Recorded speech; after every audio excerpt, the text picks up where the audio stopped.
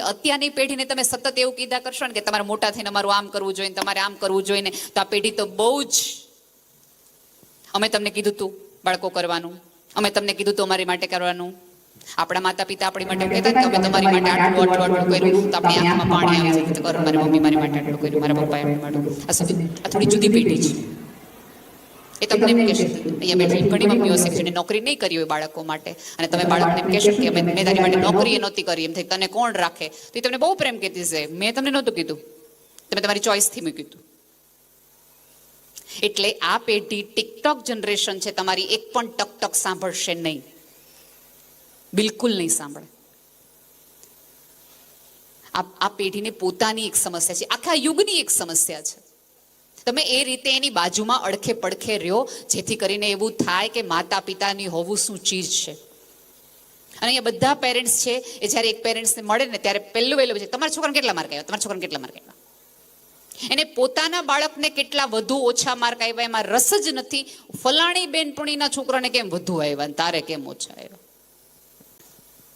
તમારું બાળક છે એ તમારા માટે છે, પાડોશી માટે નથી.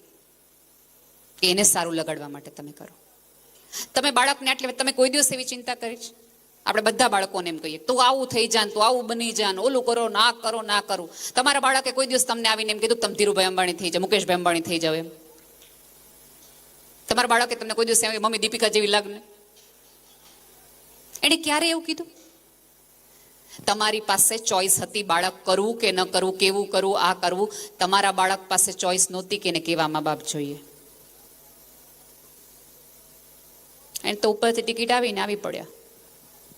અને બીજું, અહીંયા બેઠેલા તમામ મા બાપને મારે કહેવું છે કે આજે પણ ભારતમાં સૌથી વધુ ધીકતો ધંધો હોય અથવા એ સમસ્યા હોય, દર ચોથો પાંચમો હોસ્પિટલ તમને IVF જોવા મળશે.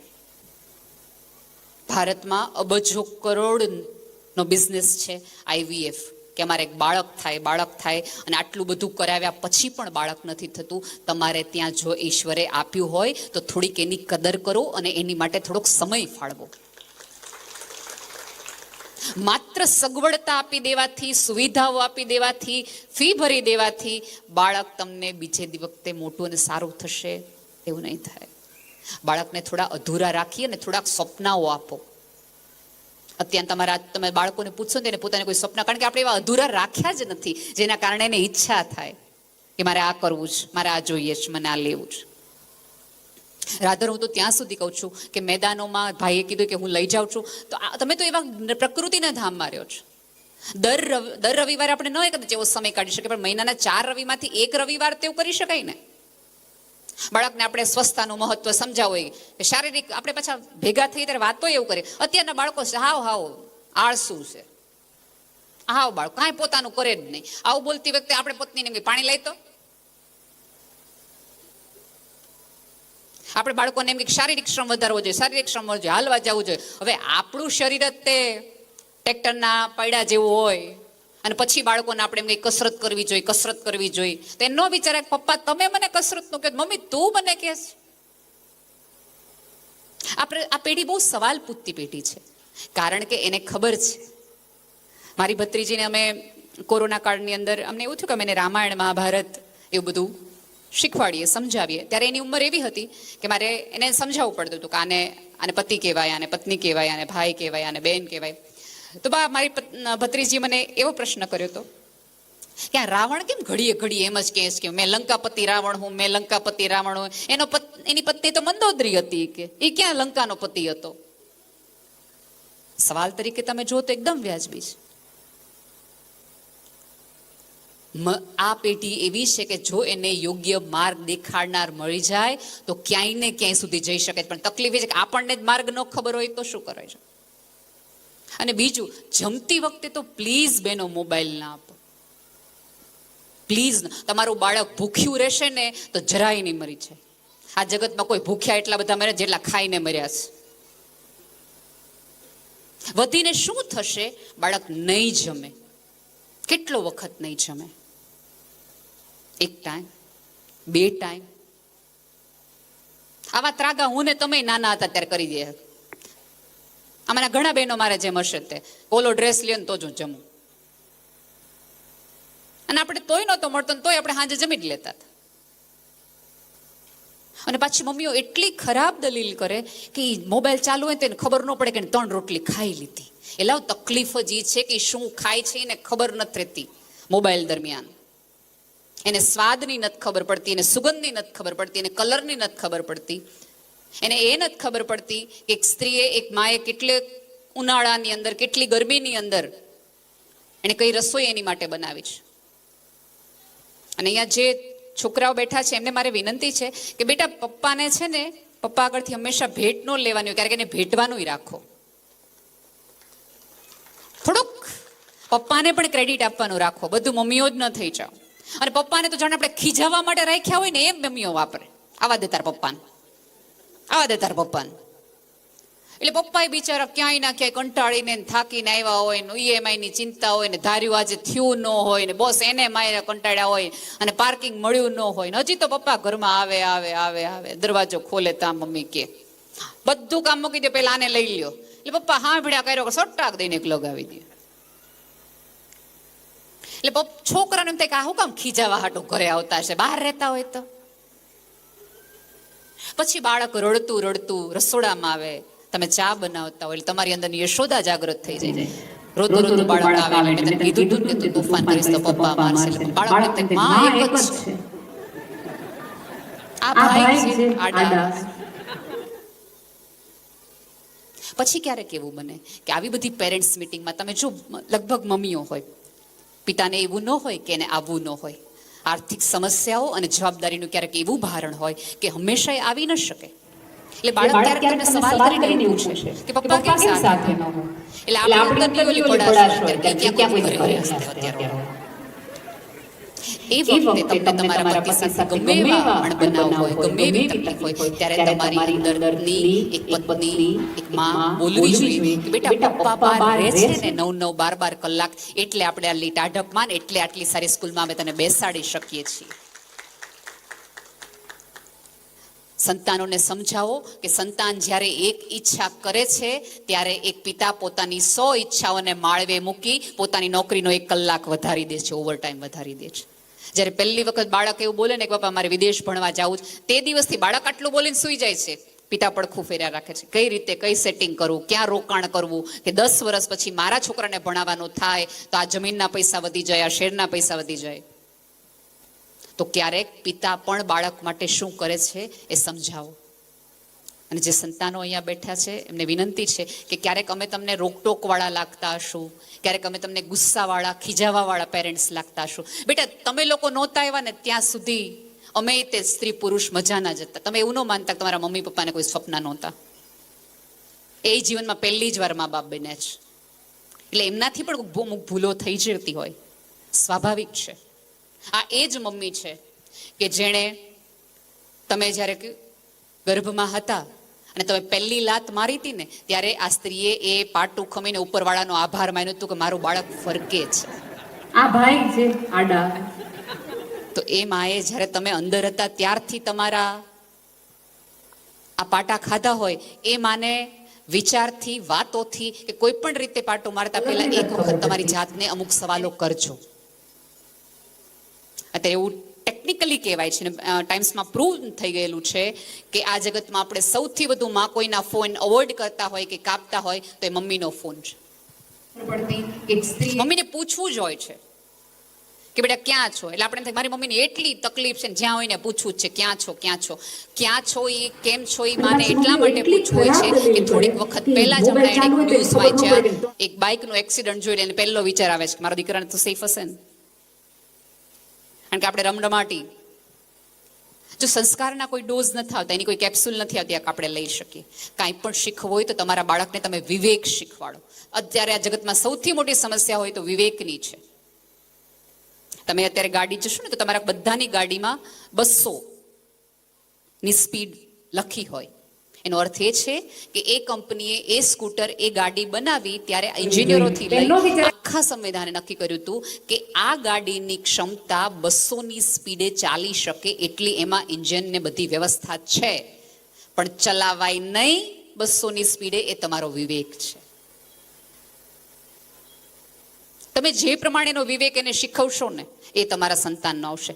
તમે તમારા મમ્મી પપ્પાને ઘરે નીકળતા પહેલા કહી અને પગે લાગીને જતા હશો તો આવતા દિવસોમાં તમારું બાળક તમને કહીને નીકળશે. અત્યારે જો સૌથી વધુ 10મા 12ના ધોરણના વિદ્યાર્થીને આપણે પૂછીએ ક્યાં જાસ, તો પહેલું તમારું શું કામ છે? આ શું કામ આવે છે? કારણ કે એણે જોયું તો ઘરની બહાર જતા હોય તો આપણે કોઈને કહીને જવાનું નથી. કારણ કે મમ્મીએ પૂછ્યું ત્યારે પપ્પાએ કીધું તારે શું કામ છે? એટલે બાળકે કીધું કે ઓકે, 10 વર્ષ પછી આપણે આ જવાબ આપી શકશું. પપ્પાએ મમ્મીને કીધું તું તને ન ખબર પડે, એટલે બાળકે ઓકે, મમ્મીને કઈ ન ખબર પડતી. હું ને તમે છે ને આપણી 3 પેઢી સત્તરસિંગા નામના એક પ્રાણીથી ડરીને મોટા થઈ ગયા. જો સત્તરસિંગો આવશે, હજી કોઈને ખબર નથી સત્તરસિંગો કોણ છે. અત્યારની પેઢીને આપણે એમ કહીએ કે અંધારાની માં આવશે. તો હમણાં મારી એક ફ્રેન્ડની દીકરાએ એની મમ્મીને એમ કીધું કે અંધારાની માં જેવી તું જ છો. કારણ કે થોડા દિવસો પહેલા પતિને આ કહેતા જતી હતી કે તું કેવી છો. પછી પિતાઓને ખાસ વિનંતી છે કે પત્નીને તમે જે ભાષામાં જે રીતે વાત કરતા હો પણ બાળકની હાજરીમાં ન કરો. એક સ્કૂલની અંદર બાળકોને રમવા લઈ ગયા નદી કિનારે. પછી બાળકોને એમ કીધું કે આજે ફ્રી, તમને જે રમત આવડતી હોય એ તમને રમવાની છૂટ છે. અને શિક્ષક આમ ફરી રહ્યા હતા આજુબાજુ ચારે બાજુ. બાળકને કઈ છે નહીં, નદી પાસે કોઈ જાય નહીં, એ બધી વ્યવસ્થા કરી રહ્યા હતા, જોઈ રહ્યા હતા. એવામાં એક જગ્યાએથી ખૂબ બાંધવાનો, રાડા પાડવાનો, ઘા કરવાનો ને એવો અવાજ આવવા માંડ્યો. એટલે શિક્ષકે ત્યાં જઈને બાળકોને પૂછ્યું કે તમે શું કરો છો? તમને એ રમવા માટે બોલાવે છે, બાંધવા માટે? એ કે ના મેમ, અમે લોકો રમી જ રહ્યા છીએ. એટલે શિક્ષક પૂછે કે આ એવી કઈ રમત છે કે જેમાં બાંધવાનું? એ કે અમે ઘર ઘર રમી રહ્યા છે. હું મમ્મી બની છું ને પપ્પા બન્યો છે.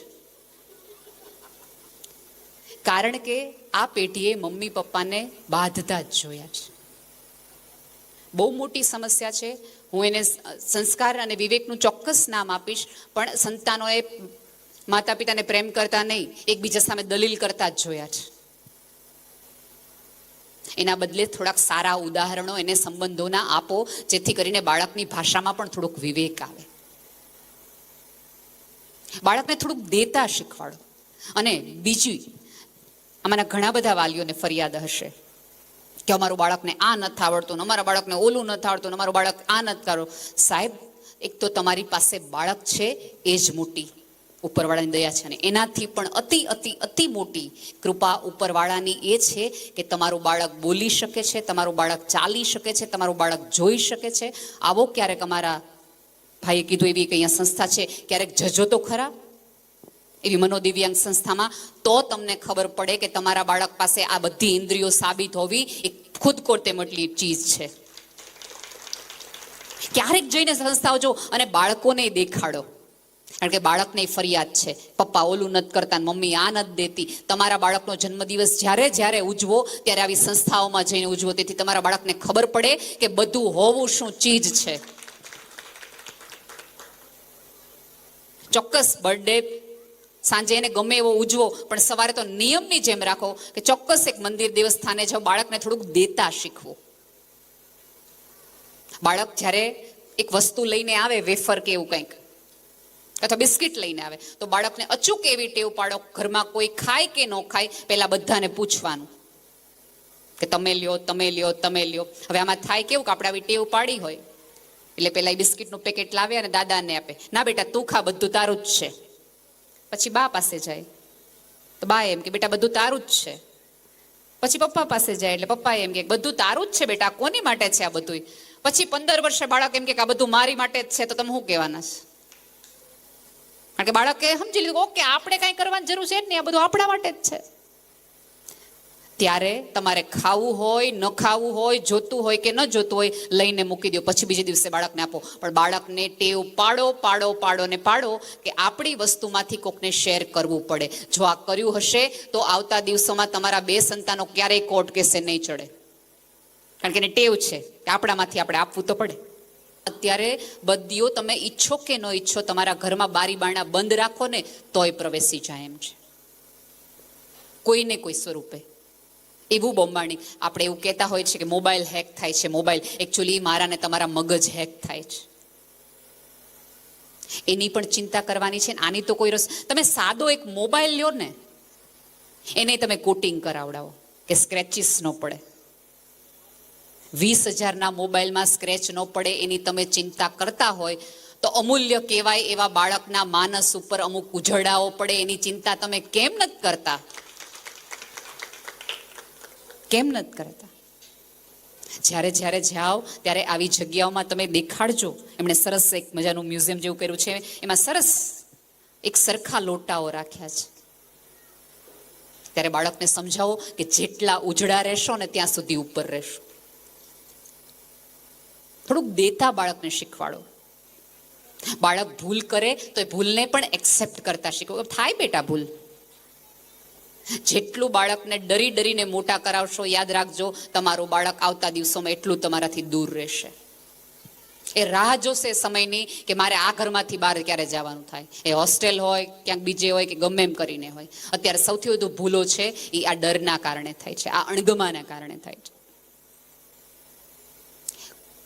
જ્યારે આવી સરસ સંસ્થાઓમાં છો ત્યારે એવું કરો, તમને એવું લાગે કે તમને અહીંયા સરસ મજાની એવી જગ્યાઓ રમતોની ને એવી નથી મળતી, તો તમે આ સ્કૂલને વિનંતી કરો કે મહિનાનો એક રવિવાર રાખો, અમને બાળકોને મેદાનમાં રમવું છે, અમે પેરેન્ટ્સ સાથે આવશું. પણ બાળકોને રમવા મૂકી નહીં જવાનું, તમારે હારે રમવાનું.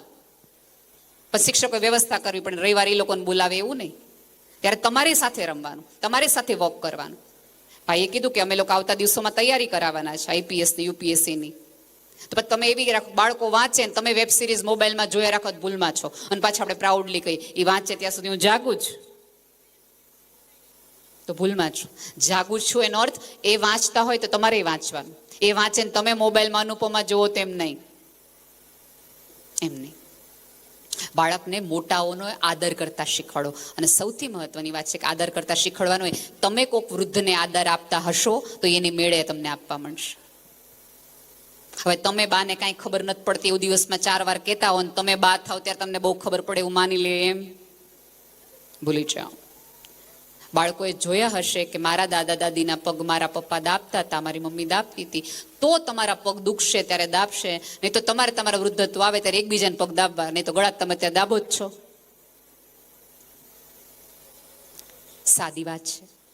સરસ મજાની સંસ્થાઓમાં છો, એવા એક જગ્યાએ છો કે જ્યાં તમારે રાખો. બાળકને કહો કે તું પાસ થાત તો તને આઈસ્ક્રીમ મળે એમ નહીં, તને પિઝા ખાવા લઈ જાય એમ નહીં. તું ના પાસ થાત તોય તને પપ્પા પિઝા ખવડાવે, પણ તારા પાસ થવાનો આનંદ બને હોય. તો ક્યારેક કોઈ બાળક નિષ્ફળ જાય તો એને પંખે લટકવાનો વિચાર ન આવે. આ તો આપણે એમ કે જો તાને માર્ક ઓછા આવ્યા ને તો તારા પપ્પા તો સમજી જ લેજે, એને કંઈક થઈ જ જાય. એટલે છોકરાને એમ થાય પપ્પાને થઈ જાય ને પેલા હું પંખે લટકી જાઉં, હું મળી જાઉં. શરતોને આધારે બાળકને પ્રેમ ન કરો, બિનશરતી પ્રેમ. એને એવું તો લાગવું જોઈએ કે આ પૃથ્વી પર આ 2 જણા છે કે જે મને બિનશરતી પ્રેમ કરે છે, કોઈ શરત વગર. પહેલાના જમાનામાં ગુરુકુળની પરંપરા જ હતી કે એક પરંપરા એવી હોય કે જે શિક્ષણ પણ ચાલતું હોય, પ્રશિક્ષણ પણ ચાલતું